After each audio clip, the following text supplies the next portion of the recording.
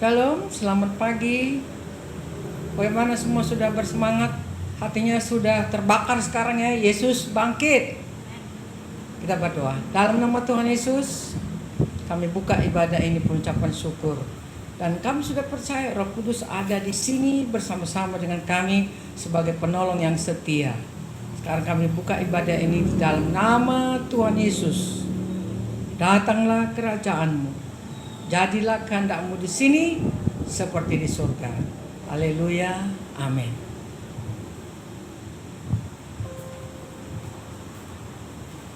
Saudara kami yang ada di rumah, pada pagi hari ini kita akan memuliakan Tuhan. Kita puji Dia, Raja di atas segala raja. Dia yang telah mati dan hidup untuk selama-lamanya.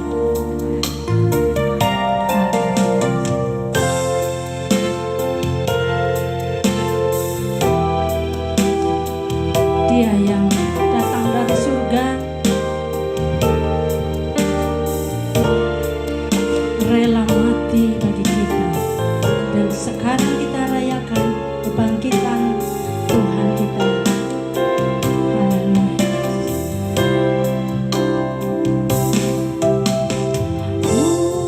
Mulia,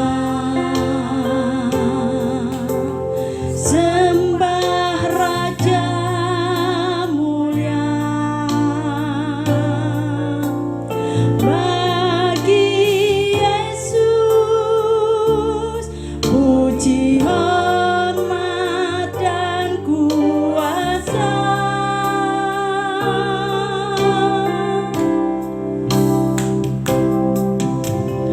Mulia, agung kerajaannya,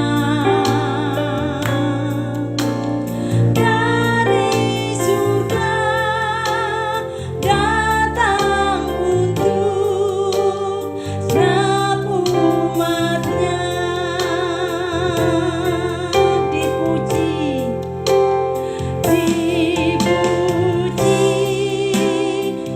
ditinggikan namanya Yesus. Hormat dan muliakanlah Yesus Raja.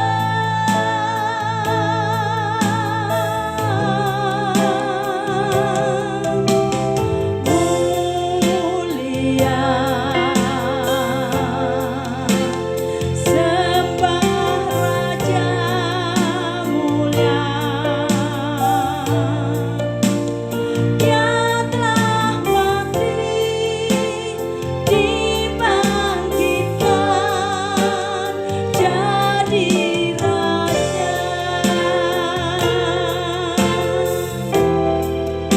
Ya, mari kita sembah Dia, kita puji Dia, Raja atas dunia. Haleluya.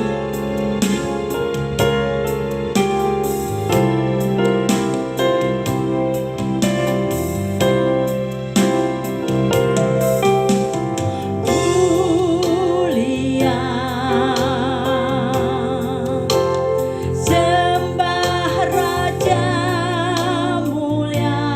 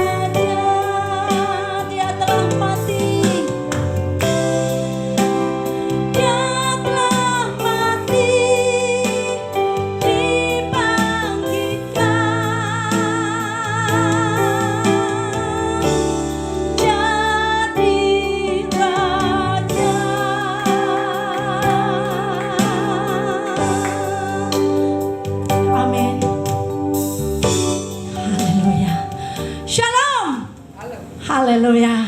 Mari kita tetap bersukacita. Kita pada hari ini sungguh merayakan kemenangan yang luar biasa. Karena Tuhan kita, Tuhan yang telah bangkit dan hidup untuk selama-lamanya. Amin. Mari kita rayakan. Dia bangkit. Dia bangkit untuk selamanya. Haleluya. Ya, kita bersukacita di hadapan Tuhan.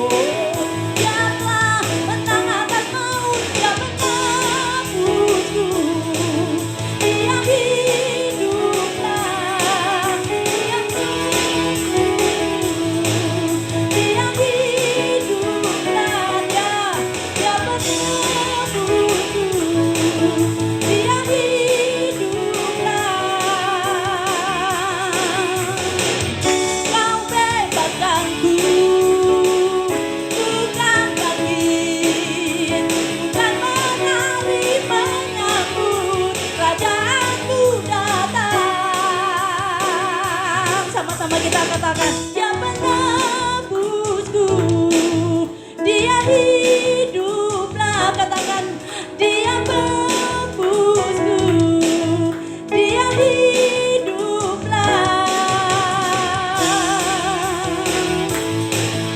Selamanya,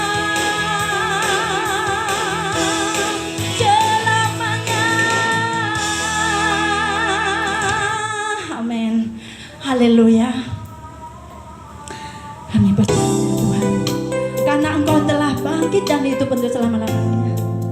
Kami yakini bahwa Engkau Allah yang sanggup menguatkan yang lemah, yang memperkaya yang miskin, mencelikkan mata yang buta. Kami sembah Engkau Tuhan. Yang lemah dikuatkan, yang miskin diberdaya.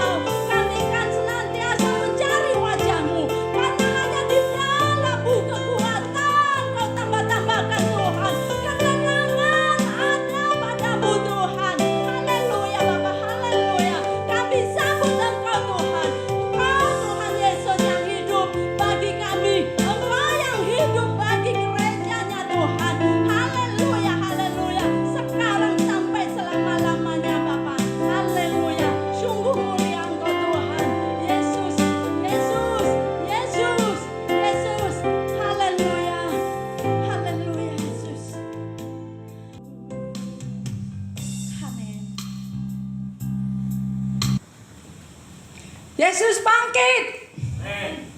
Bangkitkan semangatmu, bangkitkan imanmu, bangkitkan kasihmu kepada Tuhan. Hari ini juga, sekarang juga. Kita buka Alkitab kita yang diambil dari Lukas pasal yang ke-24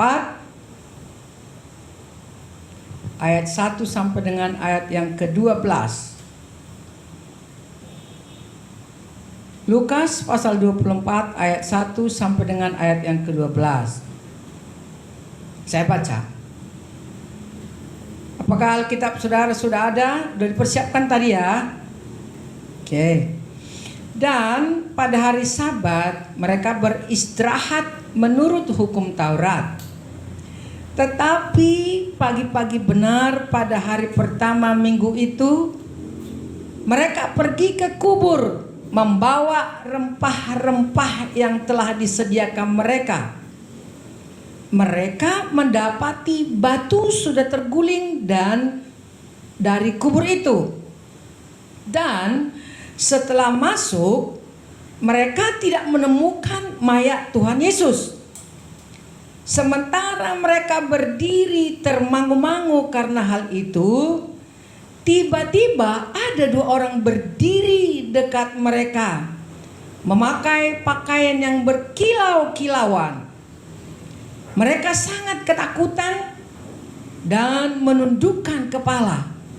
Tetapi kedua orang itu berkata kepada mereka, "Mengapa kamu mencari Dia yang hidup di antara orang mati? Ia tidak ada di sini. Ia telah bangkit. Ingatlah apa yang dikatakannya kepada kamu ketika ia masih di Galilea, yaitu bahwa Anak Manusia harus diserahkan ke tangan orang-orang berdosa dan disalibkan dan akan bangkit pada hari yang ketiga." Maka teringatlah mereka akan perkataan Yesus itu. Dan setelah mereka kembali dari kubur, mereka menceritakan semuanya itu kepada ke-11 murid dan kepada semua saudara yang lain. Perempuan-perempuan itu ialah Maria dari Magdala dan Yohanes, dan Maria ibu Yakobus, dan perempuan-perempuan lain juga yang bersama-sama dengan mereka memberitahukannya kepada rasul-rasul. Tetapi bagi mereka perkataan-perkataan itu seakan-akan omong kosong, dan mereka tidak percaya kepada perempuan-perempuan itu. Sesungguh pun demikian, Petrus bangun lalu cepat-cepat pergi ke kubur itu. Ketika ia menjekuk ke dalam, ia melihat hanya kain kapan saja. Lalu ia pergi dan ia bertanya dalam hatinya, apa yang kiranya telah terjadi?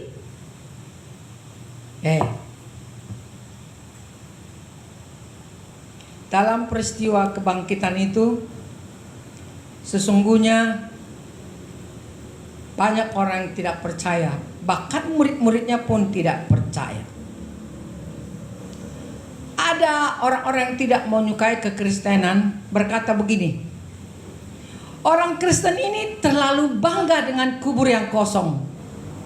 Ya iyalah, kalau Kristus tidak bangkit, berarti dia seperti manusia super yang lain, manusia yang baik yang lain. Dia mati dan mati terus. Tetapi karena dia Tuhan, dia bangkit, ya pantaslah kita bangga terhadap kebangkitan Yesus. Saya mau ceritakan sebuah kisah. Beberapa tahun yang lalu pernah terjadi sebuah peristiwa di Rusia.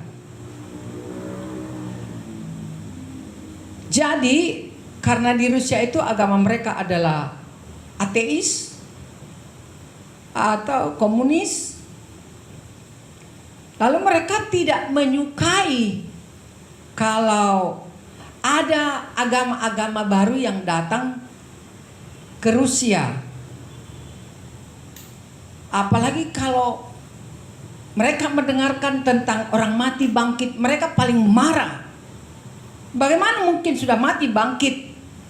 Nah, itu sebabnya satu kali seperti sebuah provinsi gitu, dikumpulkanlah seluruh rakyat itu ke tanah lapang atau ke alun-alun. Kemudian panitia sudah mempersiapkan 3 tokoh untuk berpidato di sana, yaitu politisi, ilmuwan, ekonom. Jadi mereka di situ berpidato berapi-api dengan satu tujuan, menyangkal adanya Tuhan, apalagi dikatakan orang mati bangkit. Jadi mereka sangat berapi-api. Ada tepuk tangan yang riuh di sana, ada sorak-sorak. Tetapi setelah ketiga orang ini tadi selesai berpidato, MC-nya berkata begini, di antara hadirin yang ada di sini, apakah masih ada seseorang di antara saudara yang mau mengatakan sesuatu? Kalau ada, mari ke depan. Tiba-tiba ada seorang laki-laki berani kata, saya. Maka sesudah itu silakan datang ke depan. Singkat saja ya katanya. Oh, aku hanya 3 detik saja mengatakannya. Silakan. Dan berkata, Kristus sudah bangkit. Tiba-tiba 2.000 orang lebih orang bersorak-sorai mengatakan, benar Yesus bangkit, benar Yesus bangkit. Mereka berseru-seru di sana. Kemudian masalah itu, orang itu memang mendapat masalah dari kesaksiannya itu. Sebab itulah justru yang sangat dibenci oleh mereka. Justru orang ini datang menyaksikan itu. Dan dia adalah seorang pendeta yang berani mati dan mengatakan Yesus Kristus sudah bangkit. Adapun masalah yang akan dihadapinya tidak peduli. Sebab memang mengikut Kristus itu bukanlah untuk senang-senang. Kalau dia menjadi orang Kristen, dia harus melakukan sesuatu untuk Yesus, meskipun harga yang mahal harus dibayarnya. Nah, oleh karena itu kita percaya bahwa ketika diperdengarkan apakah yang Tuhan kira-kira lakukan di surga, ya itulah yang kau mau. Kau hanya mengatakannya saja, melakukannya, tapi aku yang akan meneruskan perbuatanmu. Jadi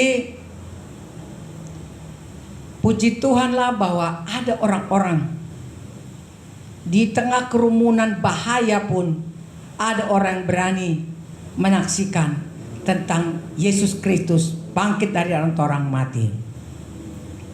Di seluruh dunia ini tidak ada satu agama pun yang pemimpinnya mati kemudian bangkit. Tetapi itu ada di dalam kekristenan. Karena Yesus kita bukan manusia, walaupun dia pernah datang menjadi manusia, tetapi dia pernah mati. Tetapi dia hanya bertahan 2 hari saja, dan dia bangkit pada hari yang ketiga. Kita sudah membaca tadi bagaimana peristiwa itu terjadi. Kira-kira apa yang terjadi di dalam kebangkitan itu? Kebangkitannya itu menerobos meterai raja. Karena kematiannya itu dimeteraikan oleh raja. Kamu harus menjaga ini. Kamu harus menjaga kubur ini, jangan sampai dicuri. Lalu mereka bilang dibangkitkan. Tetapi walaupun manusia membuat peraturan, kekuatan, hak, otoritas wibawanya sendiri, tetapi itu tidak bisa menahan Tuhan melakukan sesuatu.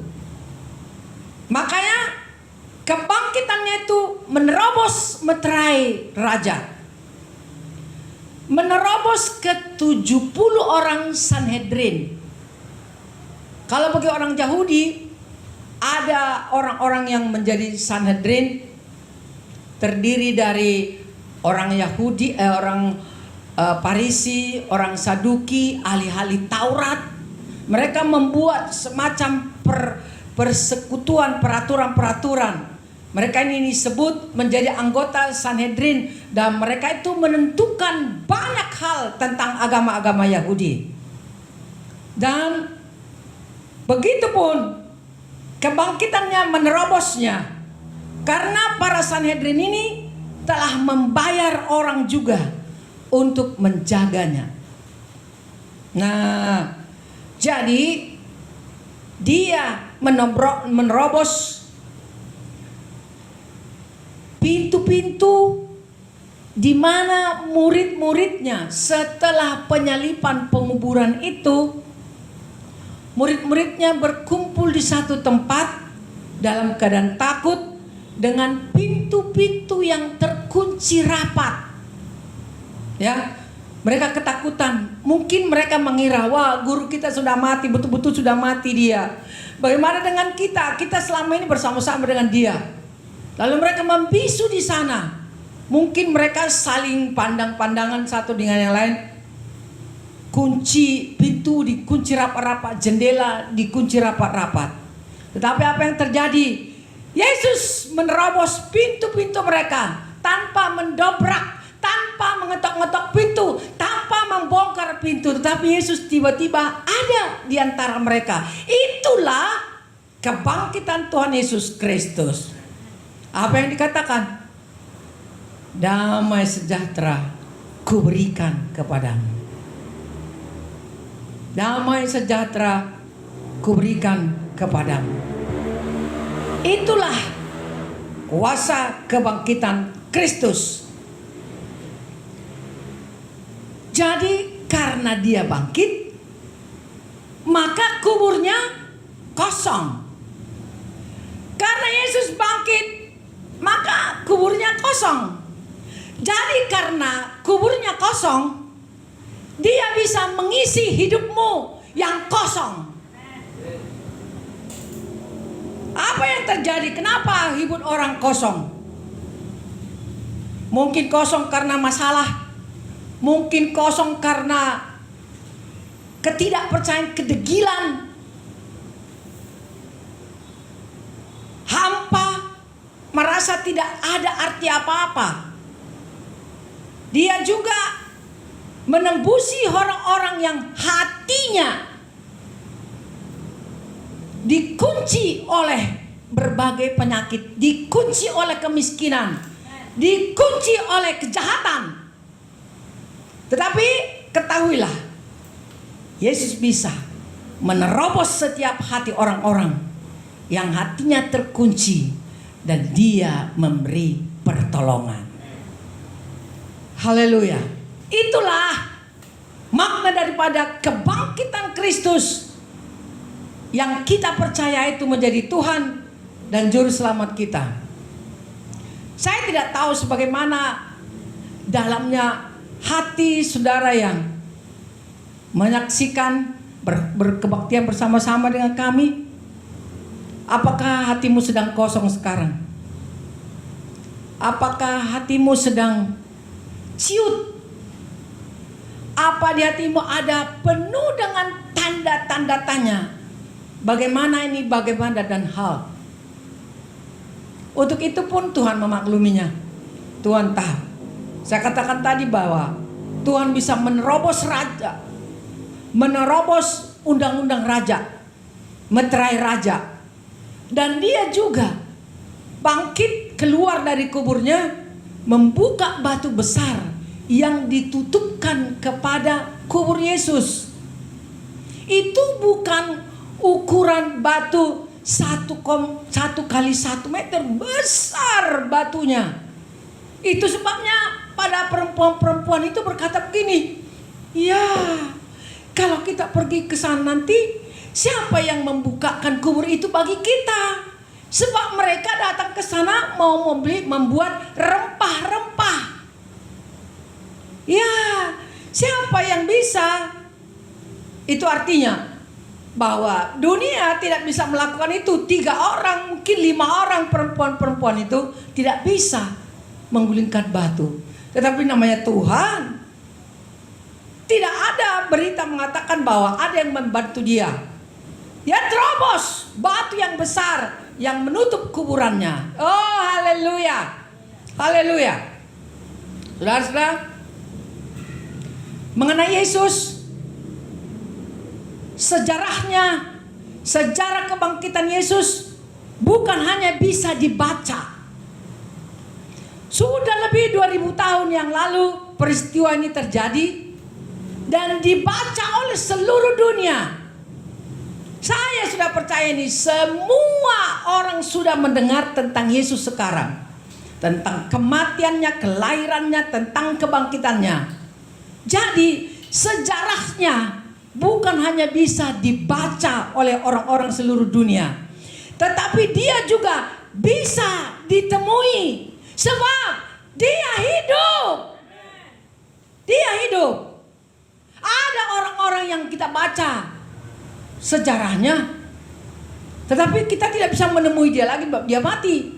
Tetapi Yesus, dia hidup, dia bisa ditemui, dan dia bisa menemui saudara-saudara. Haleluya. Itulah Yesus yang kita rayakan itu.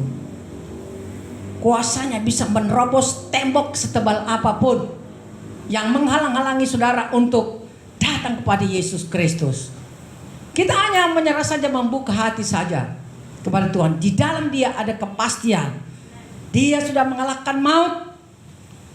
Dia sudah menggenapi seluruh firman Tuhan. Dia sudah membuktikan kuasanya yang hebat itu. Beberapa tahun yang lalu saya diingatkan kemarin tentang seorang perempuan dari Thailand. Dia ditangkap dan di Sumatera Utara ini, kemudian dia dipenjarakan dan vonisnya adalah hukuman mati. Hukuman mati karena kasus heroin. Dia membawa heroin ke Indonesia. Saya sudah lupa berapa gram atau berapa banyak. Tapi hukumannya adalah hukuman mati. Tetapi meskipun hukuman mati, biasanya para penjahat itu tidak langsung dihukum mati. Mungkin ada 4-5 tahun dibiarkan di penjara baru dihukum mati. Nah, selama ia di penjara rupanya sudah dilayani dia dan percaya kepada Yesus karena agamanya agama yang dari Thailand sana. Dan dia percaya kepada Yesus, betul-betul dia percaya kepada Tuhan. Dia bertobat, dia sungguh-sungguh menikmati Yesus di dalam penjara. Nah, tiba hari H di mana dia harus dieksekusi mati. Biasanya orang yang mau dieksekusi mati diberikan pertanyaan, adakah permintaan terakhirmu? Biasanya dikabul, apapun yang diminta orang biasanya dikabulkan.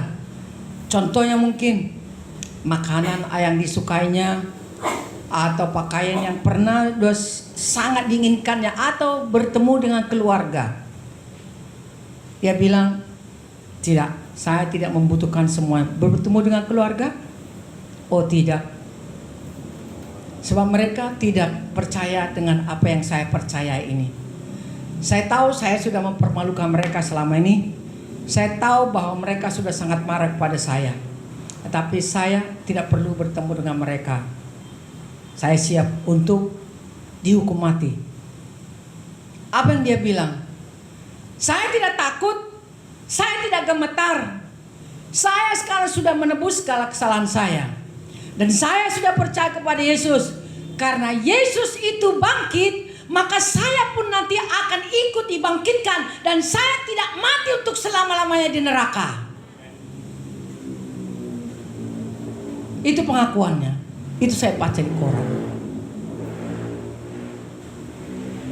Berbeda dengan satu orang teman wanitanya juga di situ yang di penjara.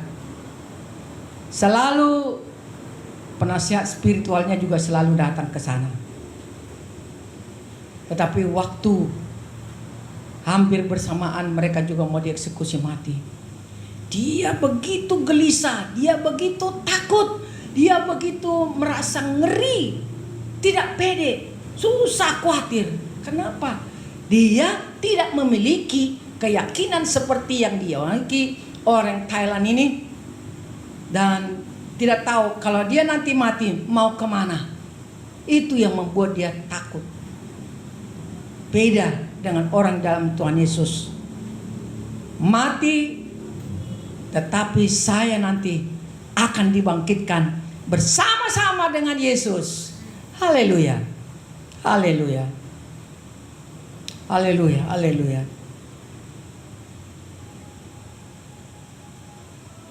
Ketika perempuan-perempuan yang pergi ke kubur Yesus itu membawa rempah-rempah ke kuburan, saya percaya mereka berkorban mengeluarkan banyak uang. Mereka mengalami ketakutan yang besar di sana. Jangan-jangan nanti dari pemerintah Romawi atau orang Yahudi akan marah kepada kita.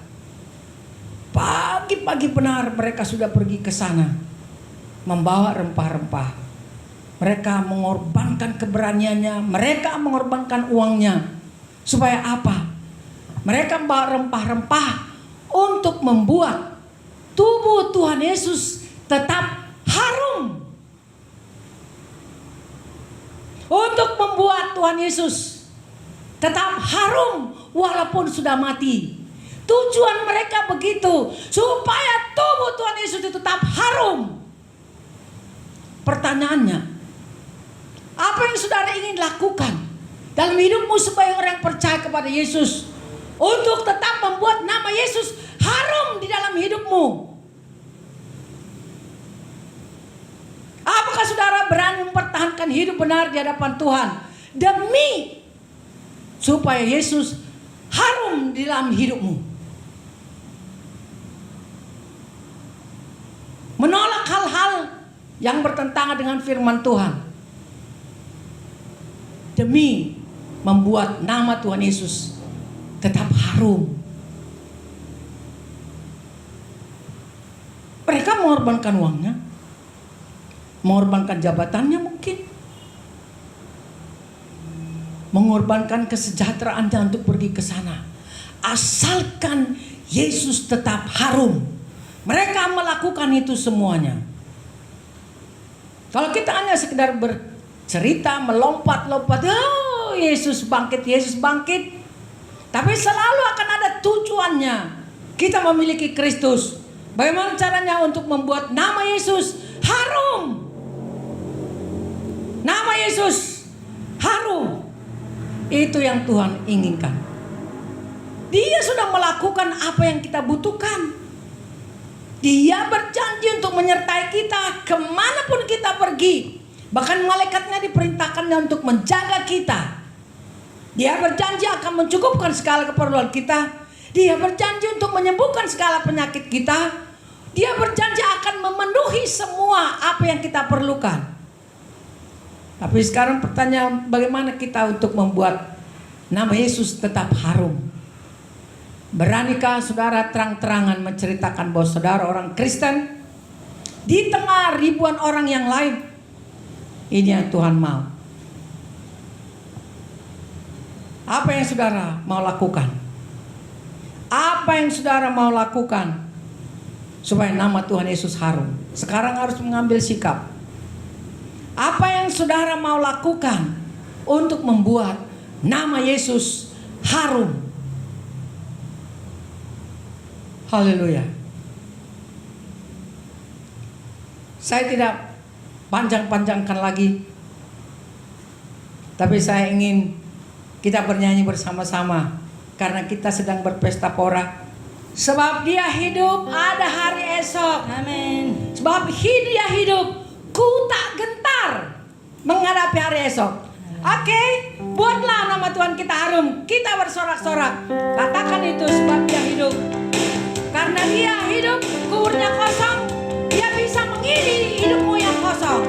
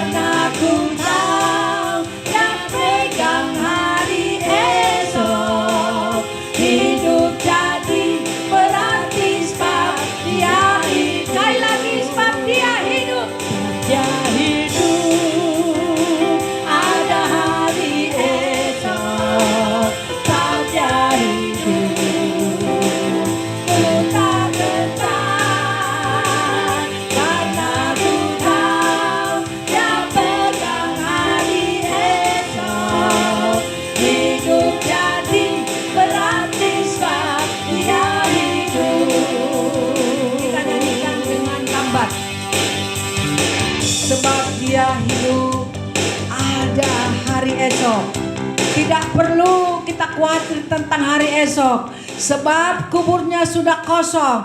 Dia bangkit. Dia bisa melakukan apa saja yang diperlukan oleh umatnya. Haleluya.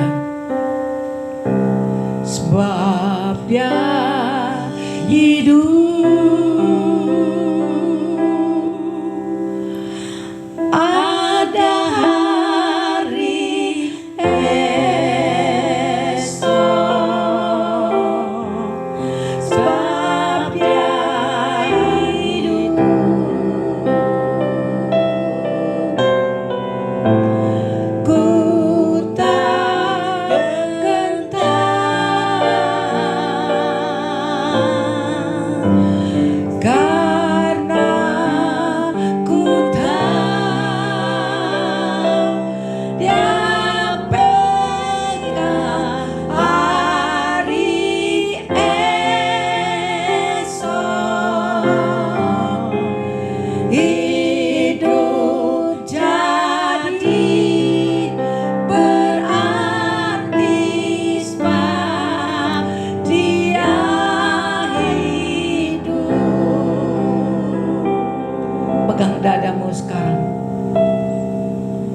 katakanlah kepada jiwamu, hai jiwaku, engkau tidak perlu gentar.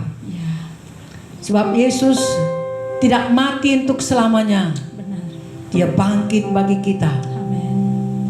Dia bisa mengisi hati kita yang kosong. Amin. Tenanglah hai jiwaku. Amanlah hai jiwaku. Tentramlah hai jiwaku. Percayalah engkau hai hatiku, bahwa Tuhan jauh lebih besar dari apa yang kau pikirkan. Amin. Dia hidup memberikan harapan. Amin. Sama seperti dia masuk menerobos murid-muridnya. Dan dia berkata, damai sejahtera bagi kamu. Itu hal yang penting yang harus dimiliki semua orang percaya. Damai sejahtera. Damai sejahtera. Amin. Ketika saudara bermasalah, ada damai sejahtera, maka ketenangan itu akan datang. Dan Tuhan pun bebas bekerja melalui Roh Kudus-Nya. Tetapi ketika engkau takut, ketika engkau khawatir, Roh Kudus terhambat datang. Tertutup pintu untuk Dia. Sebab engkau memikirkan sendiri apa yang menjadi keperluanmu. Ketika hatimu tentram, damai dan percaya Yesus, maka Dia datang memberi damai sejahtera. Memberikan jaminan, memberikan kekuatan. Ada kepastian di dalam Yesus Kristus. Haleluya Tuhan. Haleluya, haleluya. Kaulah Tuhan, penolongku. Kau Tuhan penolongku. Kau berfirman kan menolongku. Kau Tuhan penolongku. Kaulah Tuhan pemulihku. Kau Tuhan pemulihku.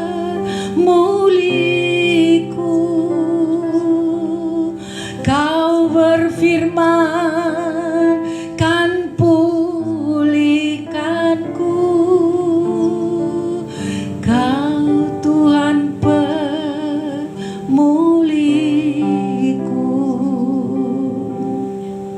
Kalau saudara percaya bahwa Tuhan akan menolongmu sekarang, maka itu akan jadi kepadamu. Amin. Kita butuh Dia. Ya. Bukan hanya disembah, diagungkan, muliakan di atas sana sebagai raja di atas segala raja, lalu diam di sana untuk disembah saja. Tetapi Tuhan yang kita sembah itu adalah Tuhan yang aktif. Amin. Tahukah saudara bahwa waktunya Tuhan semuanya habis untuk orang-orang percayanya. Dia tidak pernah tidur, menjagamu, menjaga kita semua. Amin. Ketika kita sakit Dia tahu. Ketika kita sedang bermasalah Dia tahu. Ketika kita sedang direndahkan orang lain Dia tahu. Ketika kita ditolak Dia tahu. Dan Dia jawabannya semua, sebab Dia hidup. Amin. Haleluya. Haleluya. Katakanlah kepada Tuhan sekarang, aku percaya Tuhan, Kau yang sudah bangkit itu akan membangkitkan kembali semangatku. Akan membangkitkan kembali roh doa di dalam aku. Roh penyembahan akan dibangkitkan. Amin. Haleluya. Haleluya Tuhan. Jamahlah setiap mereka yang menyaksikan kebaktian ini, ibadah ini, dimanapun mereka berada. Lawatan-Mu yang besar Tuhan, kami butuhkan. Pekerjaan Roh Kudus turunlah. Kami perlu. Amin. Kami perlu. Yes. Kami perlu Tuhan. Setiap waktu, setiap saat, setiap detik. Di senang dan susah, kami perlu Tuhan. Yesus, terima kasih Tuhan. Terima kasih Tuhan. Yang sakit sudah disembuhkan, Amin. yang lemah dikuatkan. Amin. Haleluya Yesus. Haleluya Tuhan, terima kasih. Haleluya Tuhan, terima kasih. Yesus, sebentar kami akan mengakhiri firman Tuhan pada saat ini. Kalau hamba-Mu berhenti berbicara, tapi Roh Kudus-Mu teruslah berbicara ke dalam hati kami semua. Haleluya. Amin. Amin.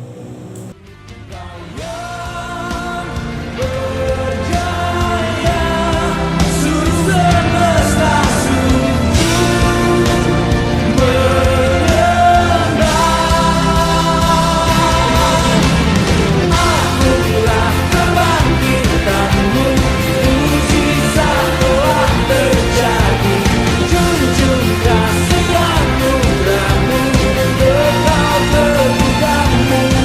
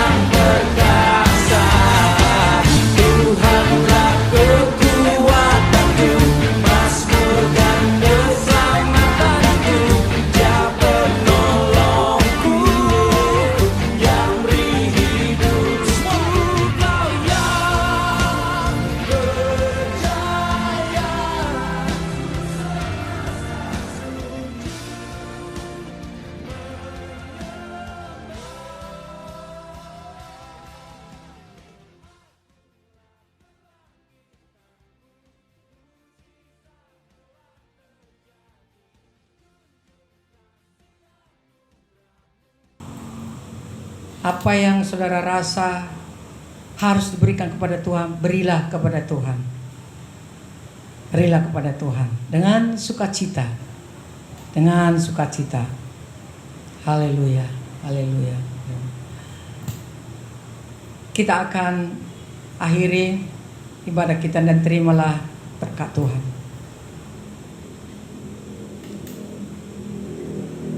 Menengadalah kepada Bapamu di sorga. Angkatlah tanganmu dengan iman. Dia ada di antara kita semua. Anugerah Allah yang besar turunlah di tengah-tengah kami semuanya. Kasih karuniamu yang melimpah-limpah dalam nama Tuhan Yesus. Dan melalui persekutuan Roh Kudus-Nya akan menjagamu dari sekarang sampai Maranatha Tuhan Yesus datang. Haleluya. Haleluya. Amin.